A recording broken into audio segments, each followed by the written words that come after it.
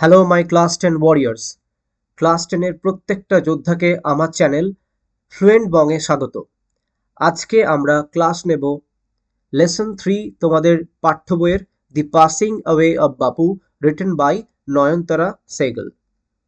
নয়নতারা সেহগল একজন বিখ্যাত লেখিকা ছিলেন। যেহেতু উনি গান্ধী এবং নেহেরু পরিবারের একজন সদস্য ছিলেন, সুতরাং ওনার লেখার মধ্যে সমকালীন রাজনৈতিক অবস্থার ছবি যে ফুটে উঠবে সেটা স্বাভাবিক। এবং বর্তমান যে লেসন অর্থাৎ দি পাসিং অ্যাওয়ে অফ বাপু ওনার বিখ্যাত মেমর প্রিজম এবং চকলেট কেক থেকে নেওয়া হয়েছে। তো আমরা দুটো জিনিস এই ভিডিও লেসনের মাধ্যমে আমরা চেষ্টা করব তুলে ধরার। প্রথম, প্রত্যেকটা লাইনের মানে, যাতে তোমাদের বুঝতে কোনো অসুবিধা না হয়, এবং কঠিন শব্দগুলোর মানে।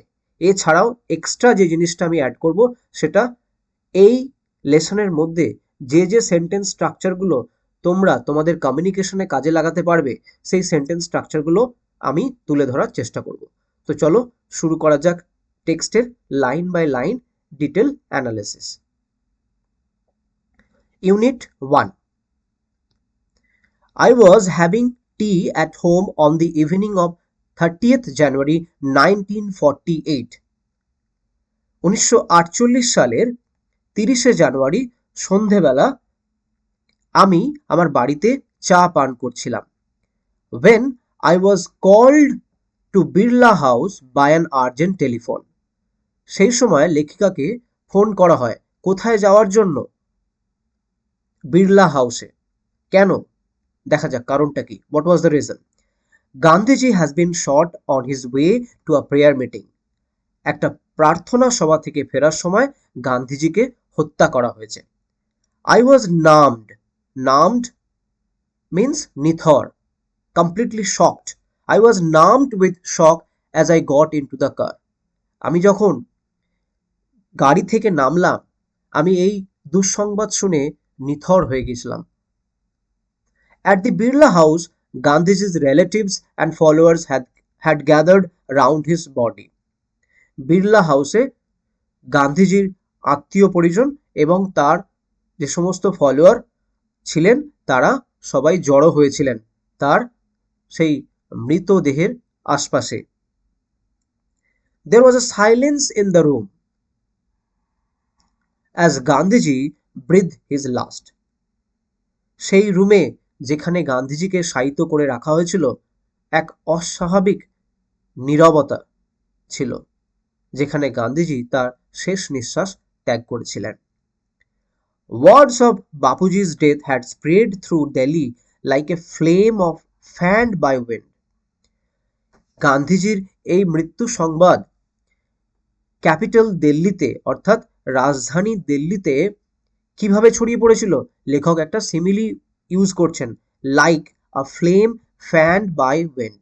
যেমন করে আগুনে বাতাস বইলে যেরমভাবে আগুন চারিদিকে দ্রুত ছড়িয়ে পড়ে, ঠিক সেইভাবেই গান্ধীজির মৃত্যু সংবাদটা দিল্লিতে ছড়িয়ে পড়েছিল।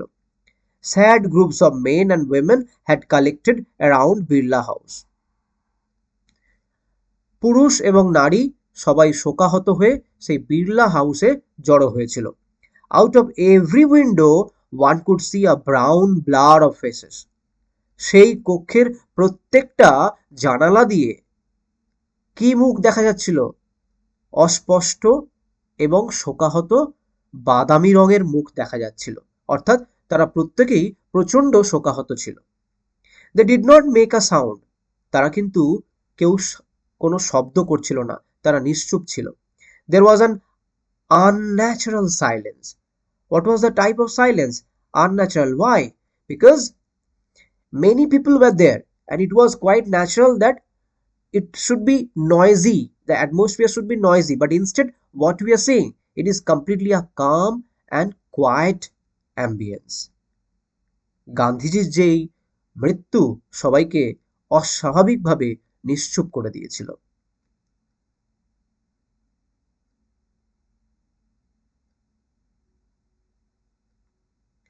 দেখো, it was as if time stood still for those few minutes. মনে হচ্ছিল যেন সময় থমকে গিয়েছে ওই কয়েকটা মুহূর্তের জন্য। The people were too stunned to speak in the beginning. শুরুর দিকে অর্থাৎ প্রথমে মানুষ কিছু বলতে পারছিল না, তারা নিশ্চুপ ছিল। Later they clamored. শেষের দিকে তারা চেঁচামেচি শুরু করে দিল। Clamor means to make noise wildly and shouting and crying. এবং চেঁচাতে শুরু করলো এবং আস্তে আস্তে তারা কান্নাকাটি করতেও শুরু করলো। They jostle one another. Jostle means pushing hard. একে অপরকে ধাক্কা মেরেছিল। কেন?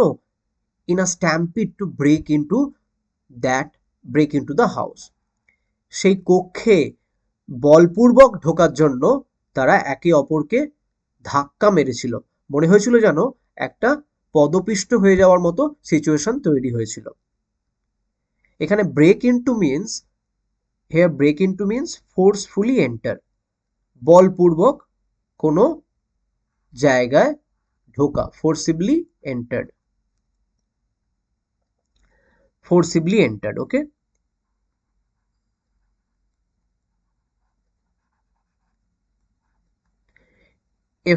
forcible, forcibly, enter, enter. They calmed a little when it was announced that তারা আস্তে আস্তে শান্ত হয়েছিল যখন এটা ঘোষণা করা হলো that they would be allowed to see Gandhiji before the funeral. অন্ত্যেষ্টিক্রিয়ার আগে তাদের সবাইকে সুযোগ দেওয়া হবে গান্ধীজির সঙ্গে দেখা করার। When one is faced with the shock of a loved one's death, one whimpers. এটা লেখিকা তার ব্যক্তিগত মনোভাব এখানে বলছেন, তার কি অনুভূতি যখন কোনো একজন ব্যক্তির নিজস্ব আত্মীয় পরিজন যখন মারা যান, যে অবস্থার সৃষ্টি হয়, ওয়ান হুইম্পার্স, তখন শোকাহত হয়ে সেই ব্যক্তি কান্নাকাটি করে এবং বলে what will become of me now that he has left me. আমার তো প্রিয়জন আমাকে ছেড়ে চলে গেছে, তাহলে আমার এখন কি হবে? গান্ধী চলে যাওয়ার পরে তার অনুগামীদের ঠিক সেইরূপই অবস্থা হয়েছিল। This was surely the question uppermost in the mind of the mourning people. এই প্রশ্নটাই সেই শোকাহত মানুষের মনে ঘোরাফেরা করছিল। They looked like lost children. লেখিকা এখানে বলছেন তাদের অবস্থা যেন সেই হারিয়ে যাওয়া শিশুর মতো। It was the question in many of our hearts as we sat. আমরা সেখানে গান্ধীজির যেখানে গান্ধীজির মৃতদেহ রাখা হয়েছিল সেই কক্ষে আমরা যতজন ছিলাম তাদের সবারই মনের অবস্থা একই ছিল। স্টিল শকড, আমরা সবাই হতভম্ব ছিলাম, এবং আনবিলিভিং, আমরা বিশ্বাসই করতে পারছিলাম না যে গান্ধীজি আমাদের ছেড়ে চলে গেছেন। We listened to the broadcast telling the people of India. আমরা রেডিওতে সম্প্রচার শুনেছিলাম। সেই সম্প্রচারে কি বলা হচ্ছিল? That their Bapu was no more. তাদের প্রিয় বাপু আর নেই, বাপু ছেড়ে চলে গেছেন। এই হলো আমাদের ইউনিট 1। তো আমরা এগিয়ে যাই ইউনিট 2 এর দিকে। দেখো unit 2, গান্ধীজি's funeral was to take place the day after his death. অর্থাৎ গান্ধীজির অন্ত্যেষ্টিক্রিয়া তার মৃত্যুর পরের দিন সম্পন্ন হয়েছিল। Hours in advance, সময়ের অনেক আগেই, people lined the route the funeral procession was to follow. যে রাস্তা বরাবর, যে রুট বরাবর গান্ধীজির যে শবযাত্রা যাওয়ার কথা ছিল, সেই রুট বরাবর বিভিন্ন মানুষ কাতারে কাতারে সময়ের অনেক আগেই ভিড় করেছিল। Padmashri, who is Padmashri? Mrs Naidu's daughter, অর্থাৎ মিসেস নাইডু, সরোজিনী নাইডুর কন্যা, কি বলেছিলেন? স্পোক ফর আস অল, আমাদের সবার হয়ে বলেছিলেন। when she said simply, খুব সাধারণভাবে এবং আস্তে করে বলেছিলেন, সরলভাবে, we will walk, আমরা ওই শবযাত্রায় অংশগ্রহণ করব। It is the last time we shall be walking with বাপু. এটা ছিল শেষবারের মতো বাপুর সঙ্গে একসঙ্গে হাঁটা। দেখো এইখানে এই যে ওয়াক কথাটার আরো একটা গুরুত্বপূর্ণ তাৎপর্য তোমরা পরবর্তী অংশে দেখতে পাবে। What is the deeper meaning associated with the walking, not only to Gandhi but also to the common people and followers. Now let's move ahead. It was an agonizing walk. Was it a pleasant walk? No, it was an agonizing walk. এটা খুব একটা সুখের যাত্রা ছিল না, এটা প্রচন্ড কষ্টের যাত্রা ছিল। Thousands silently watched the processions. হাজার হাজার মানুষ নীরবে এই প্রসেশন, এই অন্ত্যেষ্টিক্রিয়া যে যাত্রা সেটা দেখেছিলেন। বাপু lay on an open track covered with flowers. গান্ধীজির মৃতদেহ একটা ওপেন গাড়িতে অর্থাৎ ট্র্যাকে ফুল দিয়ে শায়িত করে রাখা হয়েছিল। Thousands of people waved. হাজার হাজার মানুষ ওই দিন কেঁদেছিল, trying to touch Bapu's feet. বাপুর পা স্পর্শ করার জন্য চেষ্টা করেছিল। It was impossible to move in the thick crowd. এত মানুষের, এত জনসাধারণের সমাগম হয়েছিল যে ওই রাস্তা বরাবর হেঁটে যাওয়া খুবই অসম্ভব মনে হচ্ছিল। As I moved forward slowly, I understood I was not merely in the midst of grieving people. আমি যখন ওই শবযাত্রায় মানুষদের সঙ্গে হাঁটছিলাম, আমার মনে হয়েছিল কেবলমাত্র আমি একজন নয় যে এই শবযাত্রায় অংশগ্রহণ করেছি। হাজার হাজার মানুষ আমার মতো গান্ধীজিকে খুবই ভালোবাসতো, তারা এই শবযাত্রায় অংশগ্রহণ করেছিল। This was even more than the funeral procession of India's beloved leader. এটা কেবলমাত্র একটা অন্ত্যেষ্টিক্রিয়ার যাত্রা ছিল না, এটা ছিল তার থেকেও আরো অনেক বড় কিছু।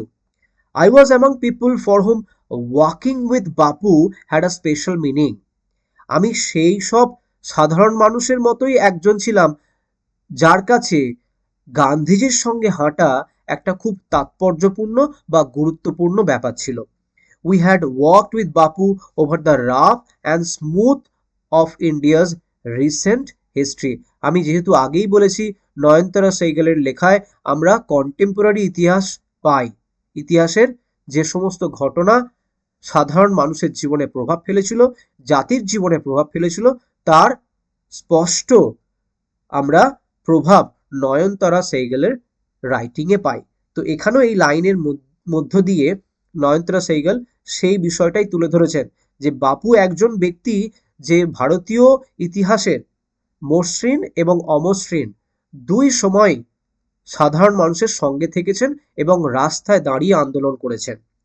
We could not now accept the fact, আমরা এই ব্যাপারটা গ্রহণ করতেই পারছি না যে that the man who had led us over many difficult paths, যে ব্যক্তিটা সবসময় সামনে দাঁড়িয়ে বিপদের সময় আমাদেরকে সঠিক পথে চালিত করেছেন, was never going to walk with us again. আমরা আর তাঁর সঙ্গে হাঁটতে পারবো না, এই বিষয়টা আমি ভাবতেই পাচ্ছি না। বাপুর স্লাইট ফিগার, বাপুর অর্থাৎ গান্ধীজির জীর্ণ দেহ হ্যাড ওয়াকড, ঘুরে বেরিয়েছিল, স্টাফ ইন হ্যান্ড, অর্থাৎ একটা লাঠি হাতে নিয়ে, over a large part of India, ভারতবর্ষের বহু প্রান্তে এই জীর্ণ দেহটি একটা লাঠি হাতে ঘুরে বেরিয়েছিল। To walk is to make slow progress. লেখিকা এবার বলছেন যে ওয়াক মানে অর্থাৎ হাঁটা মানে এক জায়গায় থেমে থাকা নয়, হাঁটা মানে এগিয়ে যাওয়া, জীবনে এগিয়ে যাওয়া। It is to think with clarity, এটা আমাদের স্বচ্ছতার সঙ্গে চিন্তা ভাবনা করতে হবে। Closely look at all that is around you, এবং এটা আমাদের সাহায্য করে যখন আমরা হাঁটি, আমাদের চারপাশে যে সমস্ত জিনিস থাকে সেগুলো আমরা পরিষ্কারভাবে দেখতে পাই এবং সেই সম্বন্ধে একটা পরিষ্কার ধারণা আমাদের চোখে ভেসে ওঠে। From small insects to the Horizon in the distance, সেটা ছোট একটা কীটপতঙ্গ হতে পারে অথবা বৃহত্তর হরাইজন অর্থাৎ দিগন্ত হতে পারে। Moreover to walk was often the only way to the average Indian. বলছে সাধারণ আপামর জনসাধারণের কাছে এই হাঁটাটাই ছিল একমাত্র পন্থা যেটার মাধ্যমে তারা গান্ধীজির আন্দোলনে সামিল হতে পারত।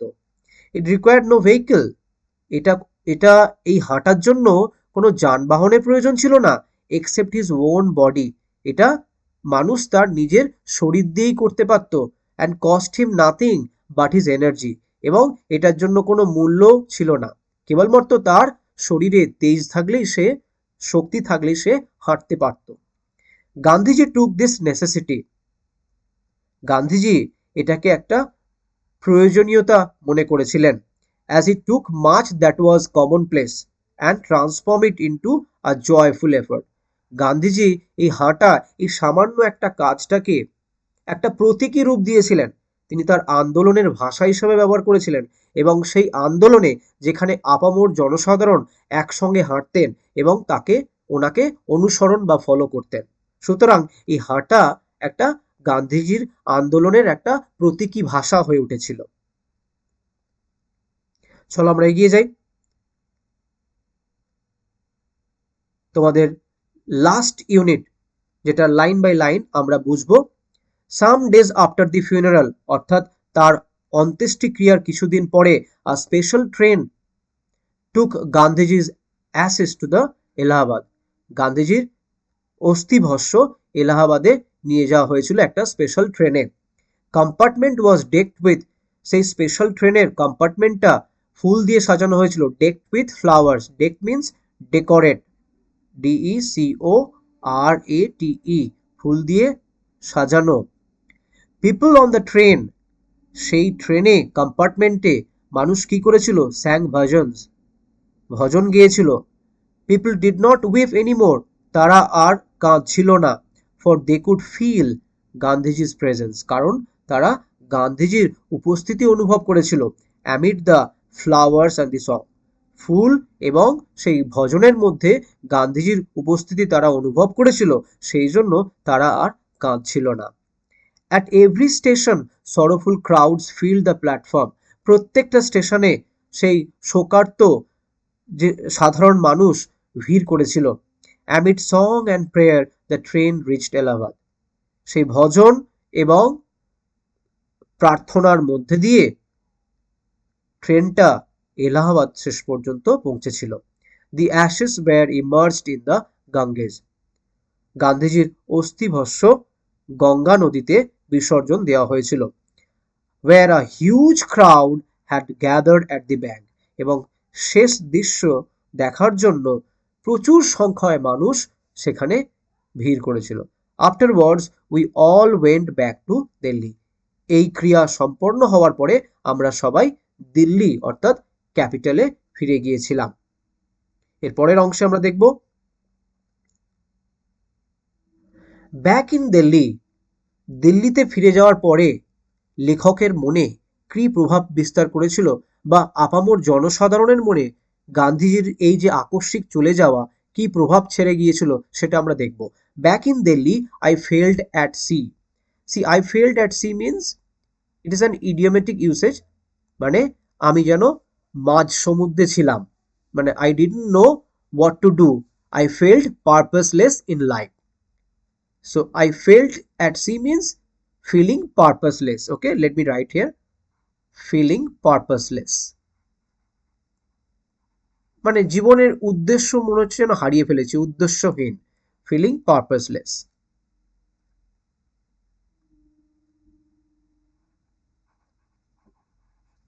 aimless, I had not directly walked with Gandhiji, I had not directly walked with Gandhiji, আমি হয়তো গান্ধীজির সঙ্গে প্রত্যক্ষভাবে তার সংগ্রামে কোনোদিন হাঁটিনি। Gone to prison at his call, ওনার কথাতেও আমি কোনোদিন হয়তো কারাগারে যাইনি। Made any sacrifice for my country, এবং আমার দেশের জন্য কোনো আমি বিসর্জন দিইনি।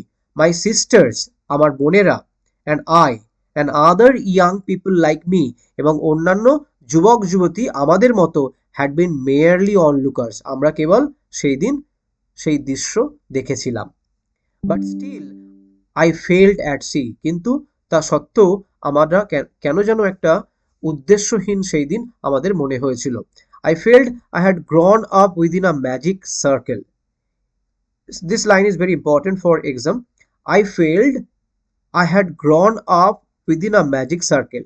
একটা একটা জাদুর যে সার্কেল অর্থাৎ বৃত্তের মধ্যে মনে হচ্ছিল যেন আমরা এতদিন প্রোটেক্টেড ছিলাম, আমরা সুরক্ষিত ছিলাম, কিন্তু গান্ধীজির মরে যাওয়ার গান্ধীজির মৃত্যুর সঙ্গে সঙ্গে সেই সার্কেলটা যেন মনে হচ্ছে ব্রেক হয়ে গেছে।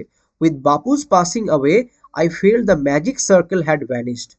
আমরা যে ম্যাজিক সার্কেল অর্থাৎ সেই যে সার্কেলটা আমাদের প্রোটেক্ট করে রেখেছিল, সেই বৃত্তটা মনে হচ্ছে যেন ভ্যানিশড অর্থাৎ উদাও হয়ে গেছে। লিভিং মি আনপ্রোটেক্টেড, আমাদেরকে অসুরক্ষিত করে রেখে। দেখো লাস্ট পার্টটা আমরা এখানে দেখব। With an effort I রাউজড myself, খুব কষ্ট করে অর্থাৎ প্রচেষ্টা করে আমি নিজেকে জাগিয়ে তুলেছিলাম। I ask myself, had Bapu lived and died for nothing, বাপু কি শুধুই মারা গেছিলেন এবং কিছুই ছেড়ে গেলেন না? How could I so easily lose courage, আমি এত সহজে কি করে সাহস ত্যাগ করতে পারি, এত সহজে কি করে আমি ভীরু হয়ে যেতে পারি? when he was no longer there, যখন উনি আমাদের মধ্যে ছিলেন না।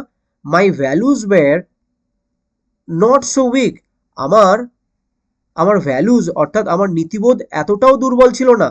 millions of people would have been ordinary folk but for বাপু, বাপুর জন্যই আজ আমরা যে সমস্ত সাধারণ মানুষ, হয়তো তারা সাধারণই থেকে যেতেন, কিন্তু বাপুর সেই অসীম ক্ষমতা সাধারণ মানুষকে তার যে সংগ্রামের পাঠ বানানো বা সংগ্রামের অংশ বানানো, সেটার জন্যই সাধারণ মানুষ আর সাধারণ মানুষ ছিলেন না।